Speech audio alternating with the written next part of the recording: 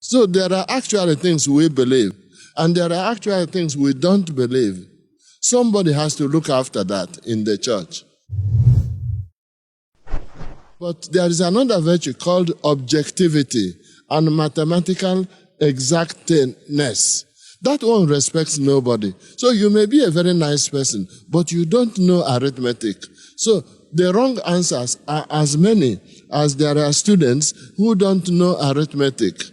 The correct answer is only one. Will you consider the professor to be dictatorial and Hitleristic and Napoleonistic because he became judgmental? He said that some answers are not correct. You are not serious. Even if you have football, soccer, there must be some rules. You can't just have soccer and every player does what he likes and tells the referee, you must not be judgmental. You are not serious. You are going to end up with broken bottles and people fighting. It won't be soccer anymore. The doctrine of the church is much more serious than football. So there are actually things we believe, and there are actually things we don't believe. Somebody has to look after that in the church. That's what it is. Isn't it a matter of joy that we have that? Or you want a religion in which there are no rules? You are not serious. Where are you going to end up?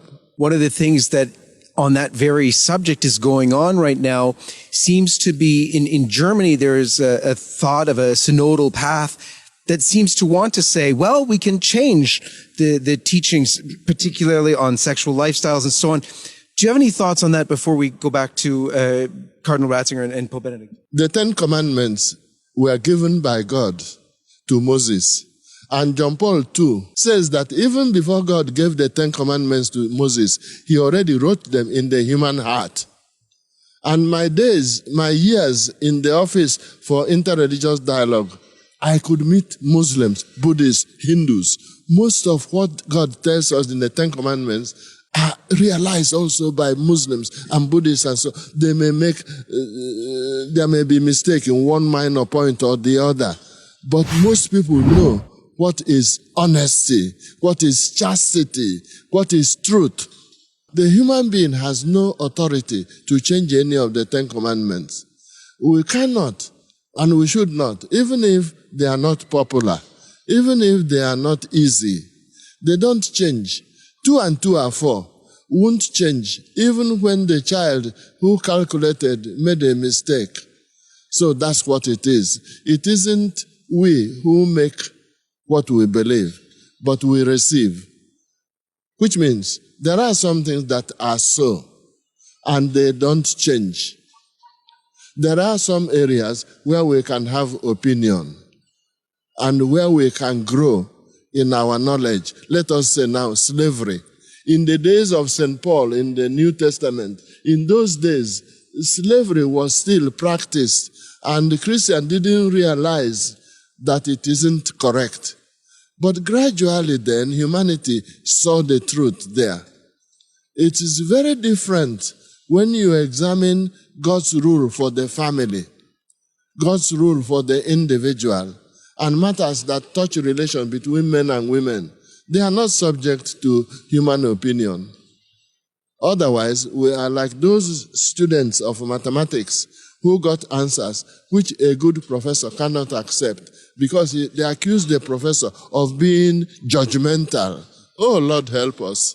You don't want arithmetic then. So we cannot also change what we believe, nor the constitution of the church, nor the Ten Commandments, nor let us say that Christ made the church and he made bishops and they are to be men.